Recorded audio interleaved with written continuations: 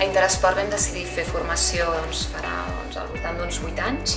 La formació d'Escodi ens aporta una millora dels nostres equips humans en el punt de venda. Treballem diferents nivells, des del nivell en el qual nosaltres com a treballadors, com a empleats, assistim a formació per nosaltres, o sigui, per millorar els nostres equips. I també fem formació in company per persones que nosaltres estem utilitzant ara per formar els equips dels punts de venda.